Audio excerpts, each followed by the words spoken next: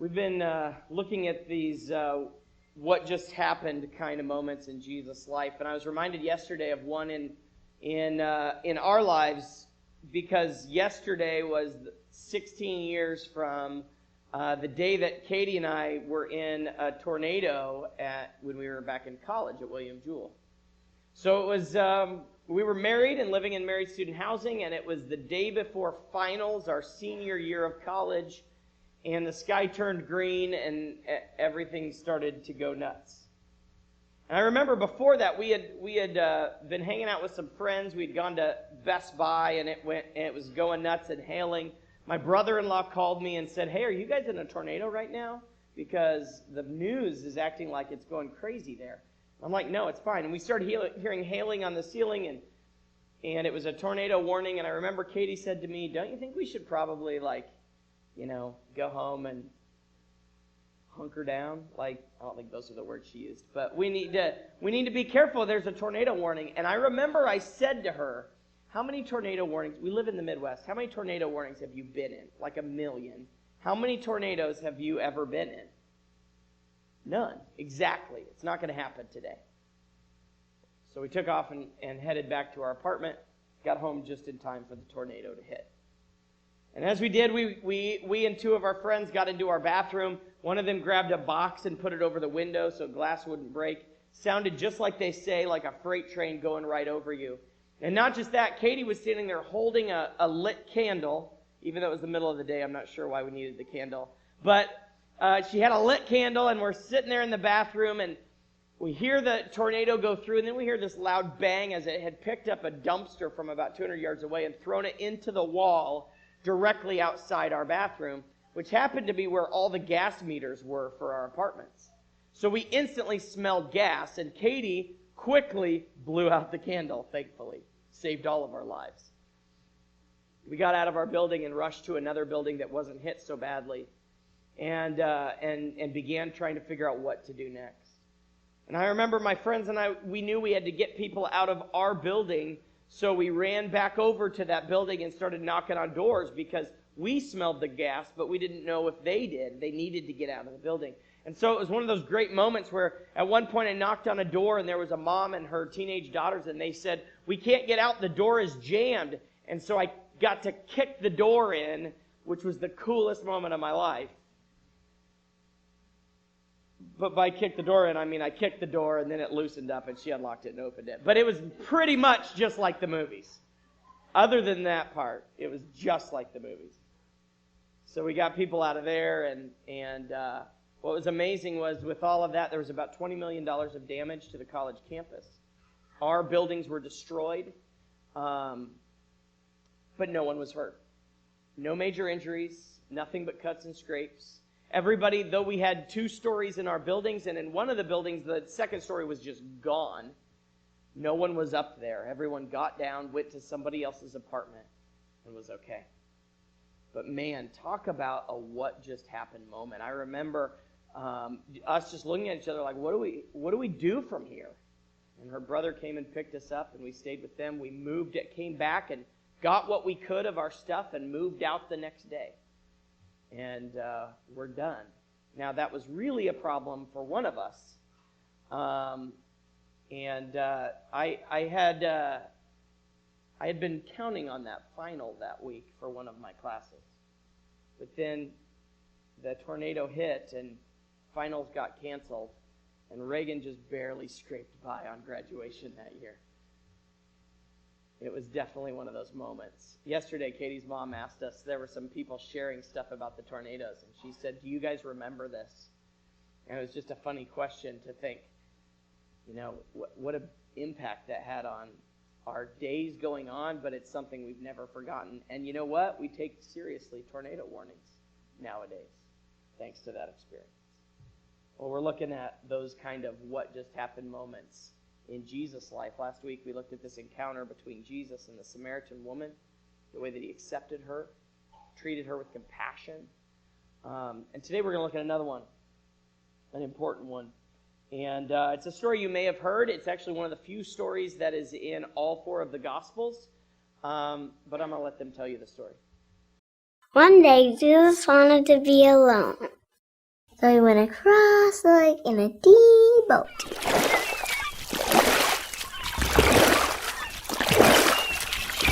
But when he arrived, people ran and surrounded him. It was a big crowd. Maybe like 20 people. 1, 2, 3, 4, 5, 6, 78. The crowd had 5,000 people. The people followed Jesus all day. It was getting late and the people haven't eaten dinner. The people were starving. I'm hungry! We need food! We need food! We need food! So the disciples told the people, go home, eat dinner.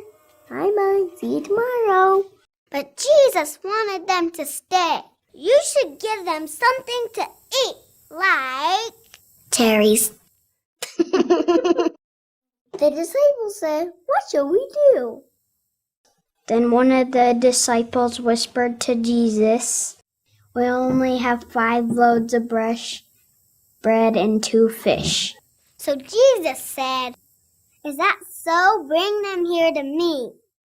So Jesus lifted the bread and fish in the air, and he said, thank you, God, for this food. Please bless it to our tummies. Yummy, yummy. Amen. Jesus turned them into hundreds of bread and tons of fish. Would you look at that? Whoa, how did he do that? That's awesome. That's amazing. That's so cool. Then Jesus broke the bread and gave it to the people. Wait a minute. If they broke the bread, how could they eat it? Jesus gave the bread to the disciples so they can feed everybody. There was so many fish and so many bread. They could eat as many as they wanted.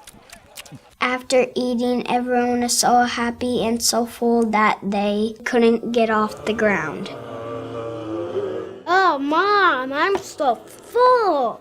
The people were starting to go home, and Jesus said, bye-bye. See you later. Hasta la vista. The end. Just so you remember it. So there's this story about Jesus encountering these 5,000. And actually, it says there were 5,000 men, so who knows how many were actually there, with women and children as well. But most of the time when we tell the story, this is what we do. We start at the beginning of the story. We tell the story about Jesus and how he cared about these people that were hungry, and so he fed them, and he did this miracle, this crazy thing where he took these 5 loaves and 2 fish, and he multiplied them enough for everyone that was there to eat until they were full, and then they had baskets left over afterwards. But what we don't do is we actually take that story into context. And so most of the time we just see that as a story of God's power, Jesus' ability to perform miracles, maybe his hospitality to feed the people. We see a little bit of the disciples' kind of lack of understanding. They just want to send everybody home while Jesus wants to feed them. We look at those individual things, but we miss, I think, what the story is really about. So we've got to back up to really kind of put it into context, and that helps us understand what we're really doing here. So I want to do that. First of all, I need you to think about 2 people, 2 characters in this story. The first one is John the Baptist. You may remember John the Baptist. His origin story is a part of Jesus' birth story. His parents, Elizabeth and Zechariah, his dad is a priest and is told that they're going to have a baby, and he doesn't believe the angel and therefore is unable to speak until John comes. Elizabeth, John's mother, is a family member, is related to Mary, the mother of Jesus. And so they were kind of pregnant around the same time, Elizabeth a little further ahead than Mary. So John is born, and he grows into this kind of weird prophet who spends his time kind of out in the countryside. He's baptizing people. That's why we call him John the Baptist. He was not the founder of the Baptist church, but he was a guy that would baptize people for the repentance of sins. In fact, Jesus came to him as he began his ministry and asked John to baptize him. And John said, I'm not worthy of baptizing you. You should probably baptize me. But Jesus had him do that as well. Anyway, so we have John the Baptist. And so he's preparing the way for Jesus. He's baptizing people, and he's speaking out against the things that aren't right amongst God's people. Second person, Herod Antipas. Now, you may know Herod, because back at Jesus' birth story, the Magi come to see Jesus, and they stop by Herod's place, the king.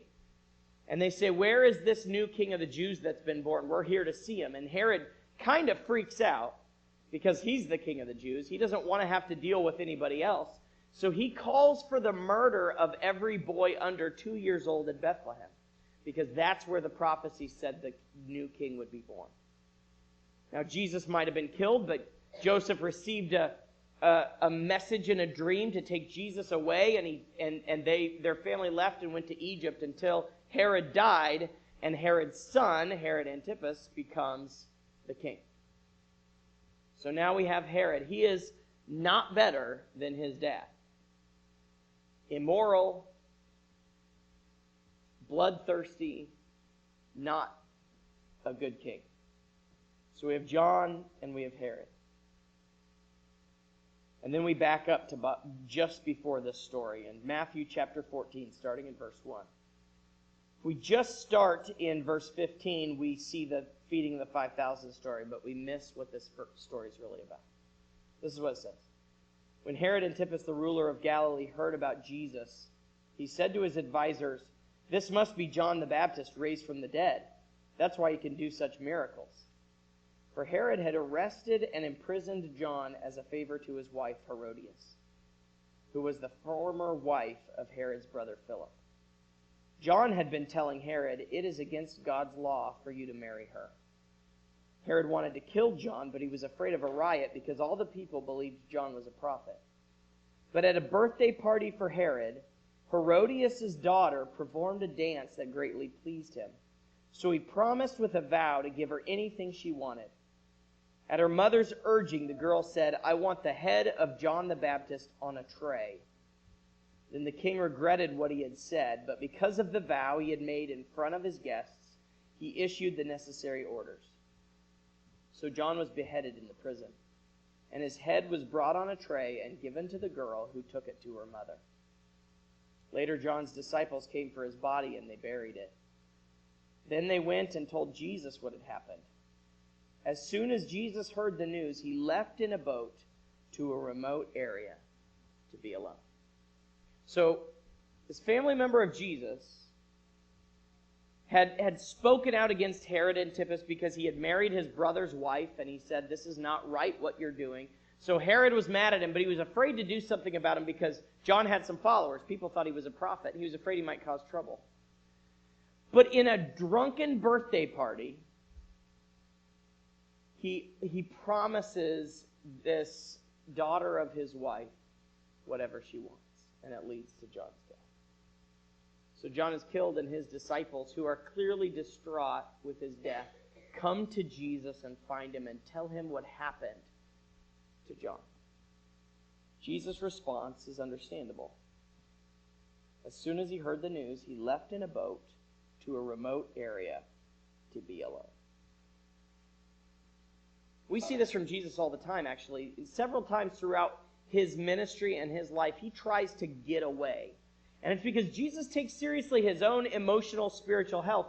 He goes and he gets away to be in prayer to his Father. He goes and gets away to recharge and to work through what he's dealing with. And he tries here to get away because we know that he experiences loss just like you and I do. We know that because in another story we see Lazarus, his friend who dies, and when Jesus finds out, he weeps. And even though he's eventually going to go and raise Lazarus from the dead, the loss of his friend and the hurt that he sees in Lazarus' sisters causes him to break down himself.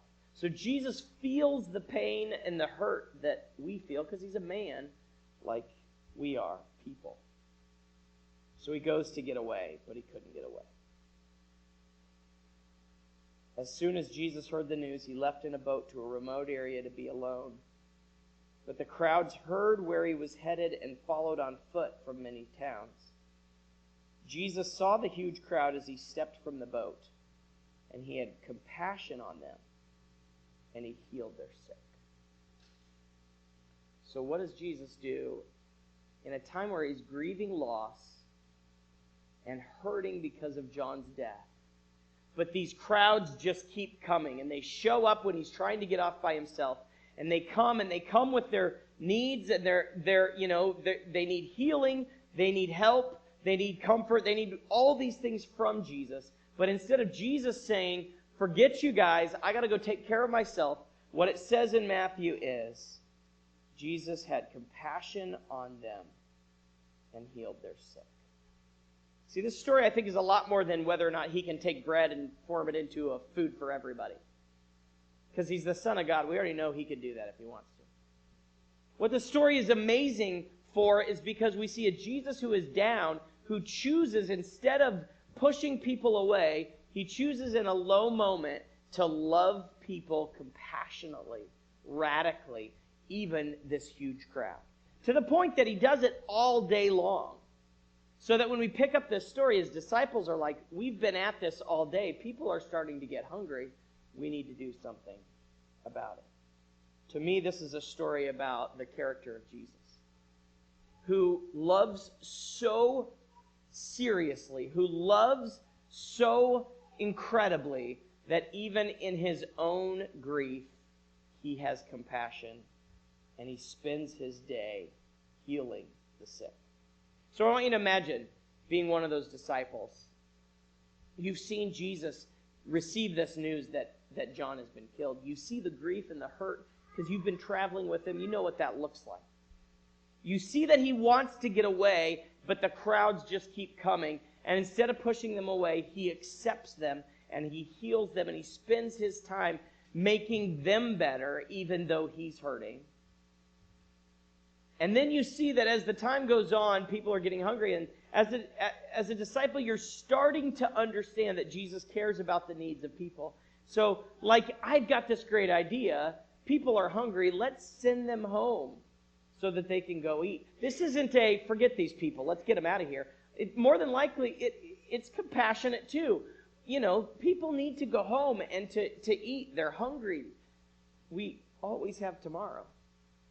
So you go to Jesus and you have this great idea. And, you know, maybe Jesus is even excited that you're noticing that people have needs and you want to see them met. And so what does Jesus say? No, we don't have to send them home. You feed them. Well, we don't have the food for that. It's not possible until Jesus does something with his power. He takes what's there and he makes it enough. You know, I think about this story that tells us the character of Jesus, who is so loving, even in these moments. But it's also a story about Jesus using his people, his disciples. We talked about the Samaritan woman story last week. One of the first verses talks about how the Pharisees had heard that Jesus was baptizing people. But in parentheses, the writer says in John, but Jesus didn't actually baptize people. His disciples did. Because Jesus had a tendency to take his followers and put them to work. You do the serving. You do the baptizing. You do it. Even though the power came from Jesus. I like this story. Not because it's this great magic trick about Jesus making a whole bunch of food for everybody. I mean, that's cool. But I like this story because we see a glimpse of who Jesus is and who he wants us to be. Jesus is so loving that he has compassion in the midst of his own grief. He invites us to that. But he's also so loving that he wants to help us get there too. And so with his disciples, he says, you feed them. And guess who passed out all that food? It wasn't Jesus. It was the 12. He put them to work. Go out and serve. And Jesus' power is the one that made it happen, but it's his disciples that served. It makes me think about all those times that that I look around this world and I see everything broken, or somebody that's having a hard time, or some need that needs met, and I say to God, God, why do you let this happen? Why don't you take care of this? Why don't you fix that? And I imagine Jesus turning to me like he did to his disciples when the 5,000 plus were standing around looking for food, and Jesus saying back to me, why don't you go do it? You can do it. Knowing full well that he's going to provide the power to make that happen. He has great character. A God who is loving to the point of giving sacrificially and inviting us in to be a part of it. What an amazing experience to be a part of.